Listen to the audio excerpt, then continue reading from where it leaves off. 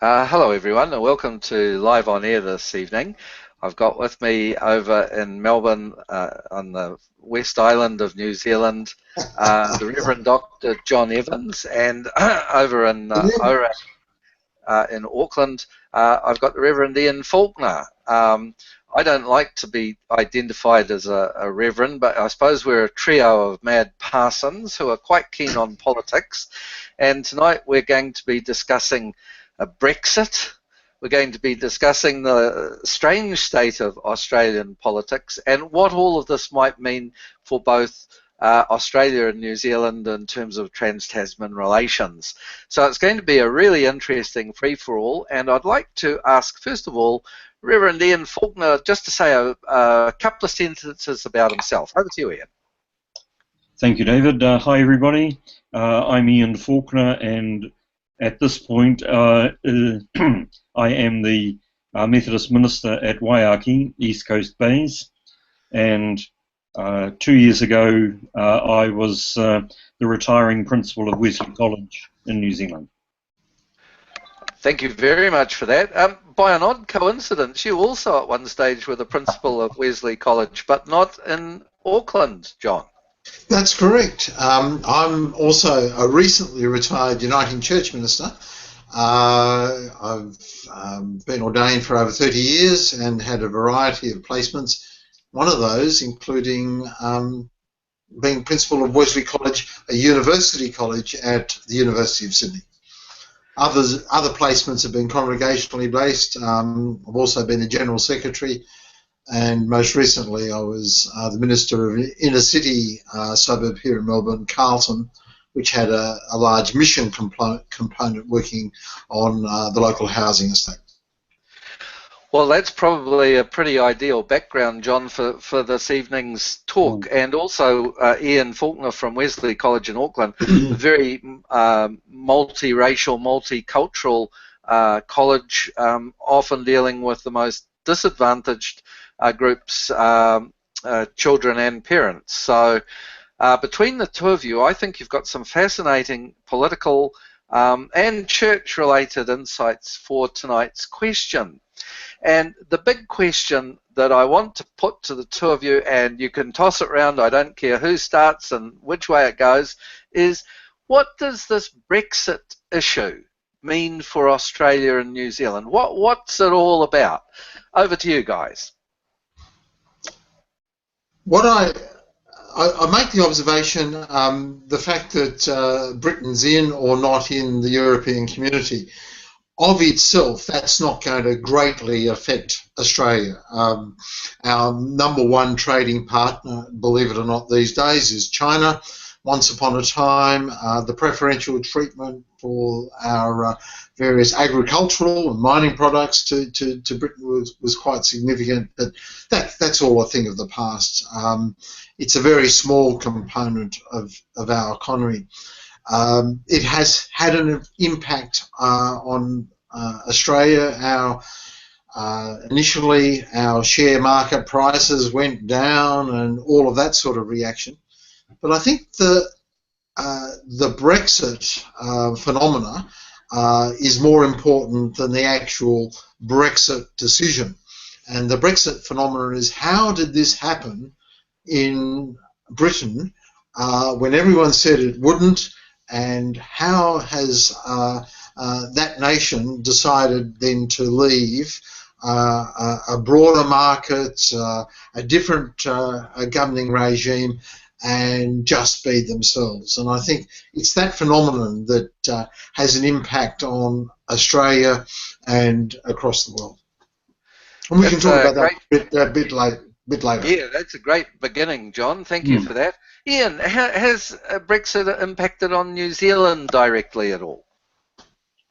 Apart from strengthening the New Zealand dollar temporarily, the impact, as John has said, is on sort of people's understandings of what politics and government are all about.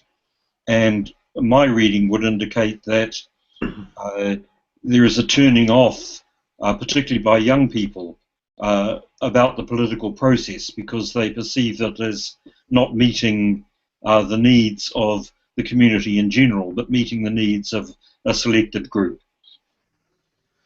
Okay, let's start to tease out then what did happen in the Brexit vote in Britain. And just before we do that, a reminder to folk that are watching, we've got a few viewers in at present.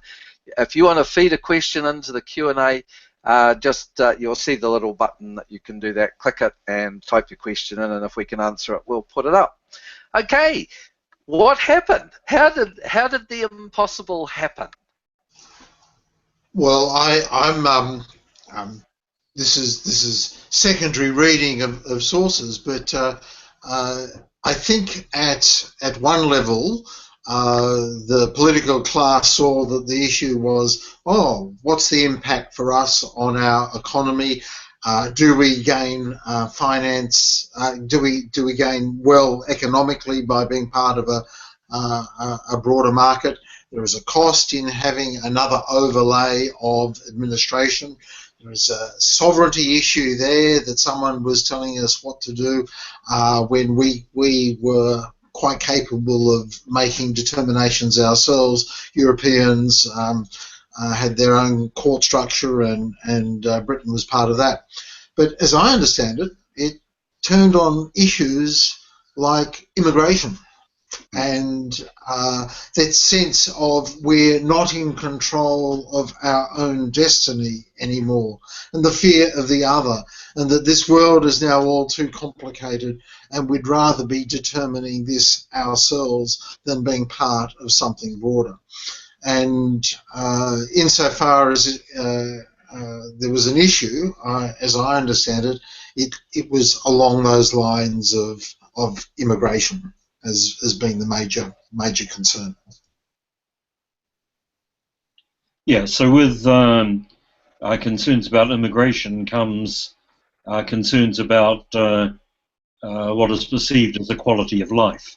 And if a large number of immigrants mean that there are less job opportunities, less housing opportunities, less educational opportunities for home people, then that becomes an issue. And obviously, tied up with that is I used to work, say, in the mines or in the manufacturing area of the Midlands or north of England. No longer have that job. Someone else has got my job. And this is, whether it's immigration or it's a general concern over this global economy in which we now all find ourselves, it was the common voice reacting to this new state of affairs. I once had a job, no longer I have a good job. Okay, well, I take your point there, John and Ian, that it's this sort of social dislocation driven by immigration and other economic factors. But explain to me why this took root in England but not Scotland, because every single county or whatever the voting areas are, every single one returned a Remain vote, and they have the same proportion of the poor, the less well off, the economically disadvantaged. How did that happen? That's a very good question, because I don't know any even a hint of an answer for that. Yeah, I'm a bit flummoxed by that. I suspect it is also the attitude of the Scots up you, England. We'd rather be under the yoke of Europe than under that's right. The Sassenachs down there. That's quite interesting.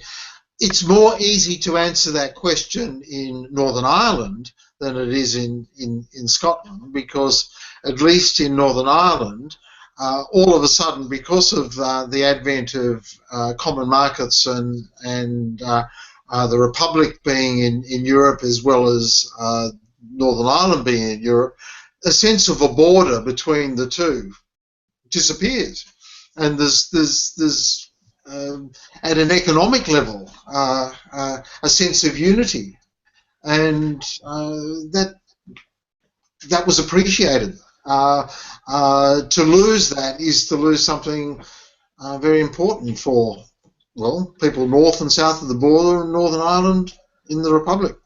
Do either of you want to make a prediction? Will Theresa May have to preside over the ultimate breakup of the UK? Well, she may have to, but she certainly indicated that her priority is to preserve the Union. Yeah. What I think is interesting about Theresa May, and some commentary I've been reading, was that the proponents for Brexit, people like Boris Johnson and Leadsom and Gove, were perhaps fated as Brexiteers for across the nation, but the political class would have none of it. The power brokers within the Conservative Party said no, and Theresa May well, she's said to have a steady hand, but Theresa May was seen to be more of the political class, one of us, and not being supported by the people who wanted to be out of Europe. Yeah. She got the job, and not people like Boris Johnson or Leadsom or Gove. Well, Ian, what do you make of the fact that Boris Johnson has now ended up as is he the foreign minister for Theresa May? That's keeping him quiet, I would have thought. Yes, I enjoyed somebody's comment to say it will be interesting. I think that was one of the European politicians. It will be very interesting.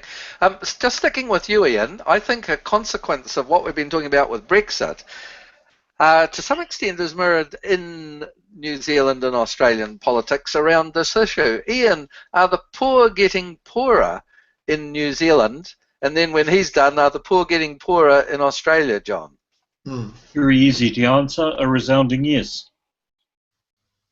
Any statistics to back that up, or are you just doing it anecdotally? What's your reason for saying the poor are getting poorer in New Zealand? I guess it's basically a gut feeling, but one day last week there was commentary on the percentage of New Zealanders that held the most wealth, and that number has decreased considerably where their wealth has increased dramatically. The percentage of the total New Zealand wealth that few hold has increased dramatically. The distribution of wealth is that there's a much smaller proportion of people holding more wealth than they used to hold. Correct. And it's inverted at the other end of the scale. John, what about in Australia? Are the poor getting poorer?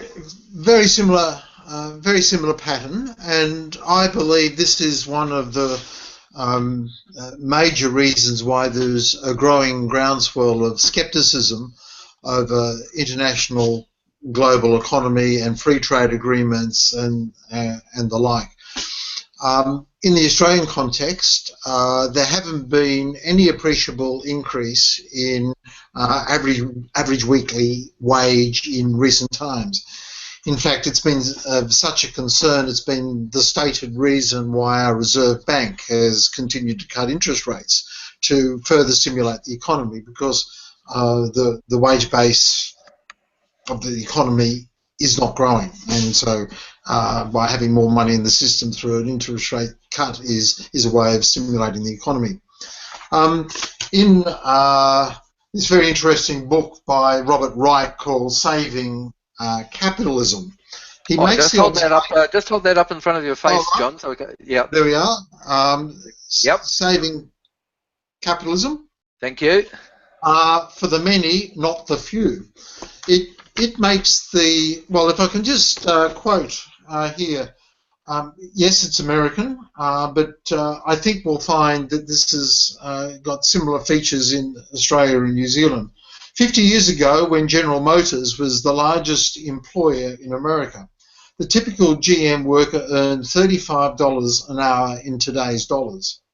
By 2014, America's largest employer was Walmart, the supermarket chain, and the typical entry-level Walmart worker earned $9 an hour.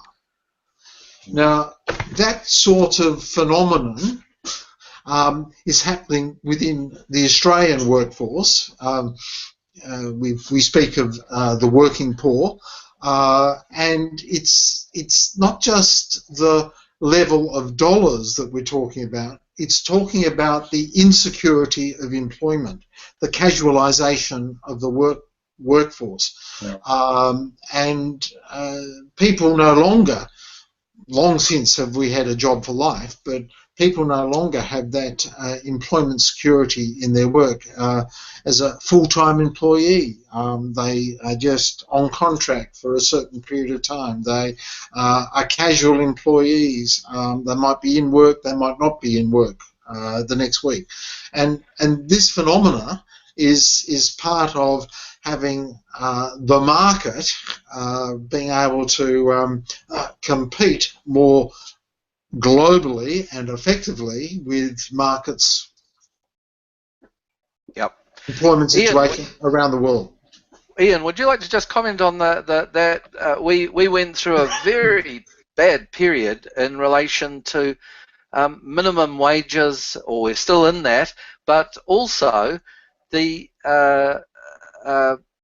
being on standby for work is effectively what it was. Yeah, well, all I can comment on is that for a number of families, particularly college, parents were reporting to work in the morning and then being told, go away, come back again at 11 o'clock or come back again at 3 o'clock, and there was no set hours of work, therefore there could not be predicted amount of income at the end of the week. Therefore there were questions about, are we going to make the rent payment this week? Are we going to be able to put food on the table for our children? Yeah, the 0 hours, wasn't it? The 0 hours contract. So it was a pretty wicked kind of scenario, in my opinion. So I think we've actually started to cover the fact that the poor are getting poorer.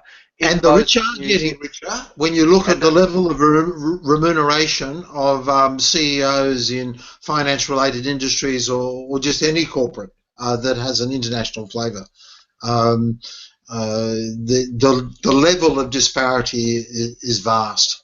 And the way they structure those remuneration packages is in such a way that they get larger and bigger.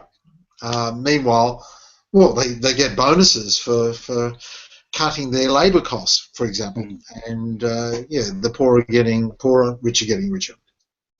Okay, and does that go some way to explaining the rise in popularity of people like Pauline Hanson in Australia? I think she also brought in Derryn Hinch, but my suspicion is that he's actually a Kiwi from New Plymouth. I think we got a habit of exporting your these shock people. jocks. That's what you do. What was that, John? You export your shock jocks. Very well. Yes, that's exactly right. But does this fact that the income disparity is widening, does that help to explain the rise in popularity of the Pauline Hansons? I suspect it's linked to the rise of Donald Trump in the US. And Ian, you might like to later on just explore whether there's anything like it happening in New Zealand politics. Certainly, I think this is one of the factors. I think it's more explicit with the support for Donald Trump in the US than it is so much for Pauline Hanson, but there's quite an element of that. It's the exporting of jobs. It goes. It's seen that the growth of China and its economy, and that feeds into this anti-immigrant and almost racist undertones. In Australia, this most recent federal election, it was the highest level of voting for parties that were not the two main groupings of parties, the Liberal National Party coalition or the Labor Party. The votes got to 25%, didn't it? Yeah, it was in excess of 25%. Largest ever that has happened. The Labor Party's vote, primary vote, was its second lowest that it has received in the last 80 years, and the Lib National Party, I think, was something like 43, 44% of the primary vote. And that 25% is going either to the left in disaffection with the current state of play in Australian politics with the rise of the Greens, or to people who are disaffected, like the supporters of Pauline, Hanson, Derryn Hinch, or the Nick Xenophon team in Tasmania. There's also an individual, Jackie Lambie, a senator who has a following, who's also has that populist stream of support. It's a rising phenomenon. Ian, any relation to New Zealand politics? Where certainly the decrease in the number of people that are supporting Labor and the consequent increase in both Greens and Winston Peters' party, it just seems that the left can't quite get this act together. Any comments? My comment would be that I think the left are losing an understanding of what it is to be left, and therefore they are not appealing to. So there is a common element with other parts of the world in terms of the rise of populism, and also the rise of those who are in the regions, so outside of the main centres, who feel that the investment in their world is not as great as it should be. So, do you mean the rural? Do you mean the rural community, or do you mean the provincial towns? Yes, well, and also outside of the towns. So, good example is if we go back to the success of Winston Peters in Northland and his constant reminding of the rest of New Zealand that provincial areas like Northland are missing out, and also that there are opportunities there that the government of the day is choosing not to take. That's a pretty fair summary. Would you actually put Winston in the same camp or category as a Pauline Hanson or a Donald Trump? No, but there are those leanings which inspire people to listen to what he has to say. Right.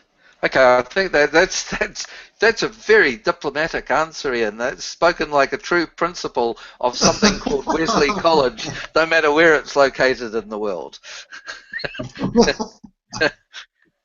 Okay, I think we're probably agreed that these movements, Brexit, the disparity in wealth, that gap between the haves and the have-nots, that's a common element from Brexit to Australia to New Zealand to America. There may be some other associated things with that, namely a popular appeal. I mean, it is quite a an effective statement to say, I'm going to build a wall, you know, whether it divides Mexico from America or whether it once upon a time divided China from the rest of the world, or whether it once upon a time divided Berlin from East Germany. This concept of building walls comes up time and time again. It's kind of grabs the popular mind. John, what were you going to say? Yeah, I think a theme here, and it comes out of the Brexit and perhaps Australian and the American experience, is that tribalism is back. In this book by Jonathan Sacks, I think you're going to have a quote from Jonathan Sacks shortly. It's his latest book, Not in God's Name. If I can just read something that he reflects on the last 50 years of the failure of international capitalism and the rise of individualism and the poor getting poorer, the rich getting richer. He writes, we're now living through the discontents of individualism and have been since the 1970s. Identity has returned. The tribes are back and fighting more fiercely than ever. The old sources of conflict, religion and ethnicity, are claiming new victims. The anti-modern radicals have learned that you can use the products of modernity without going through the process that produced them, namely westernization. Meanwhile, the energy of the West has been sapped by the decay of the very things religion once energized. Families, marriage, community, shared moral code, the ability to defer gratification of instinct, the covenant that linked rich and poor in a bond of mutual responsibility, and a vision of the universe that gave rise to the social virtue of hope. And this whole fracturing in the name of market and globalization and individualism has well, we've seen a response from our Muslim folk reacting to that. We've reacted in the same way that, well, where is the tribe that I belong to now? And that tribe means building a wall physically or in other ways. And I think really that's what they were doing in England. Perhaps not so much in Scotland and Northern Ireland, but the Brexit vote is part of that phenomenon as well. Well, that's right. I mean, the English moved the Scots to Ireland, the Irish to Scotland. You know, England it's just part and parcel of the same process of building walls. And I do think there's a lovely hymn, that the modern hymn, that says, "Walls divide us." You know, so pull down the wall kind of thing. I'm sure it was inspired by the pulling down of the Berlin Wall. Ian, is there any last comment that you want to say about the influence of Brexit-type politics on New Zealand before we go to the next question? No, but I would like to comment on Facebook and other media comment from young people who live in the United Kingdom, who are wondering what it is that those who voted and who are older have determined for them for the future. And there seems to me to be quite a generation divide between younger and older there, with younger ones wanting to say we are global citizens. We are not just citizens of a small part of the world that happens to be called England. Yes, I'd be interested in the demographics of the young vote, because clearly in London, the demographics would say young and old voted to remain. But once you move outside of London, I think there's probably a much greater proportion of non-voters than might have been expected for such a significant event. Yeah. I'm going to think that we've done answering that question, and I'm coming now to the last question before we're going to discuss another quotation from Jonathan Sacks. And this question is, it's to do with trans-Tasman relationships and what I call Aussie rules. You know, and my question is, and I think it's highly commendable in Australian politics, and I hope it extends throughout the whole of Australian society, but Australia seems to want to give everyone a turn at being Prime Minister. And I want to know, John, can New Zealanders apply? And if not, why not? Yes, there has been a degree of instability in Australian political life since 2007, but one view is that that period of instability, certainly with Malcolm Turnbull being the Prime Minister, may be at an end. I think as I look at the two major political parties, that's most probably true. It's quite clear that he will be there in the leadership of the Liberal Party, and obviously leadership of the coalition, and Shorten is not under any threat within the Labor Party. Yeah, it's been a period of instability. I don't quite know whether I can put that in any broad international theme. I think it's been more of personalities have been at play. We haven't really had an imaginative and strong leader. It's been somewhat chaotic in terms of our leadership in the last 10 years. Well, we'll loan you Helen Clark if she doesn't get the UN Secretary General job. I'd like to bring a screen share up now, and this screen share is another quote from Jonathan Sacks, the Chief Rabbi of the Commonwealth, the most marvellous author who's pumped out books for such a long time, and each one is just like a bottle of vintage wine, and the vintage keeps on improving. So what Jonathan Sacks said in The Dignity of Difference, which is really part of the understanding of the war on terror and the effects of globalization, all of those kinds of things together. He said, the opportunities posed by global capitalism and the power of technology are vast and potentially benign. They herald the alleviation of poverty, the defeat of ignorance, and the treatment of disease on an unprecedented scale. The risks, however, are immense.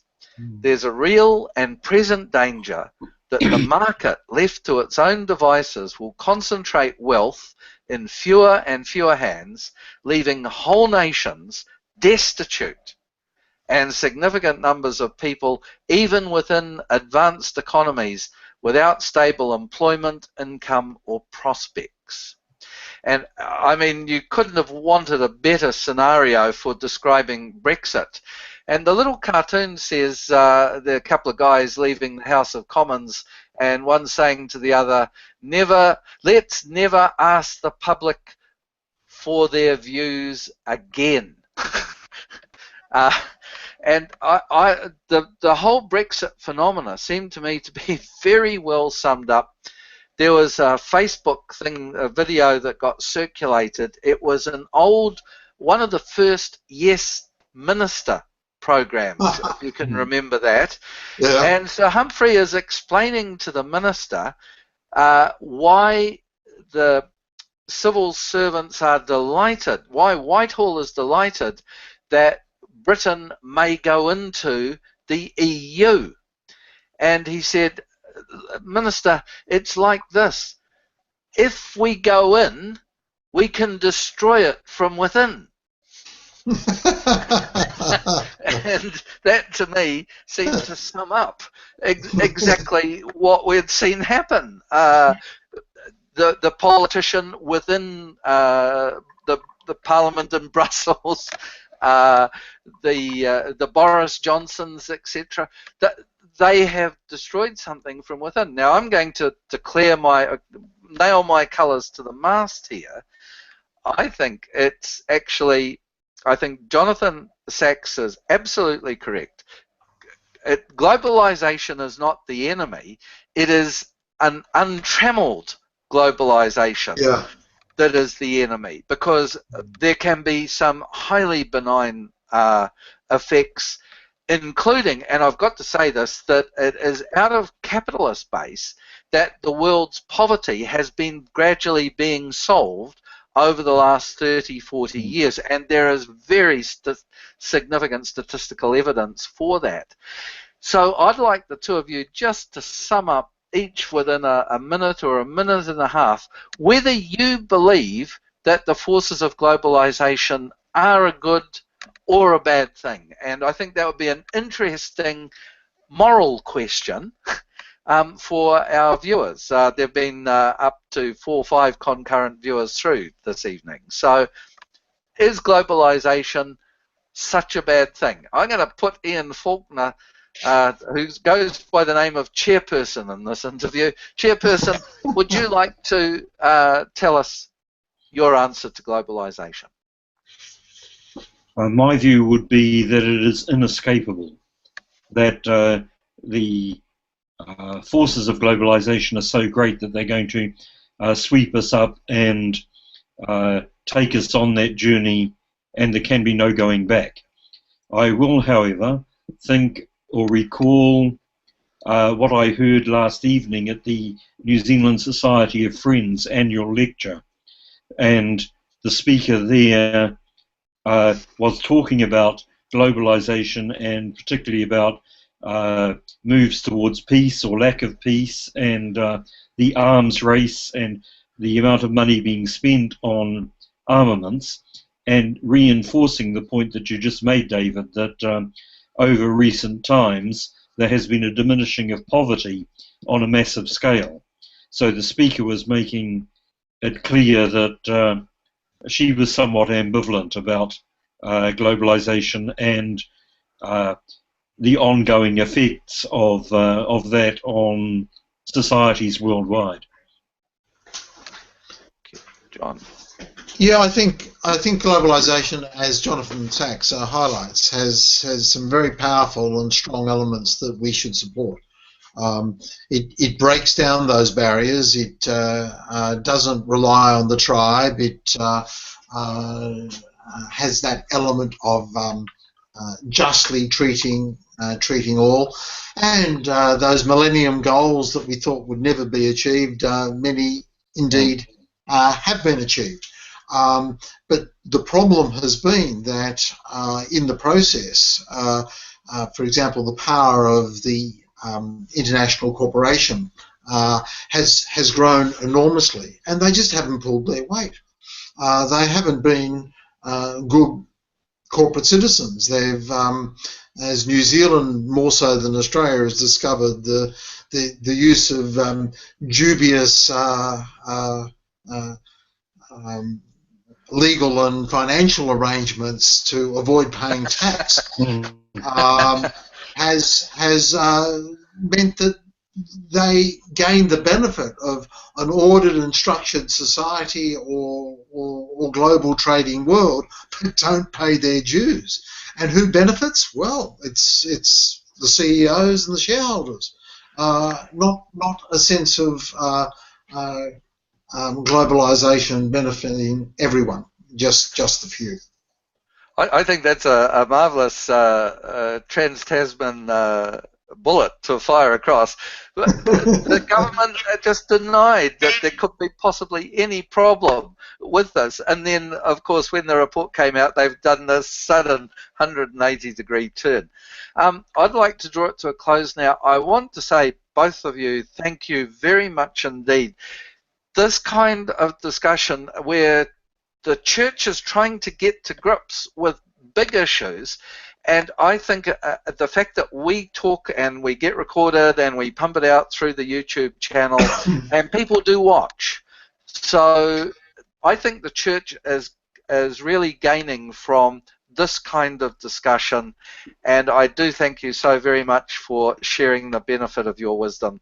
And I'll say good night from myself. Good night. Good night. See you next time. Cheers.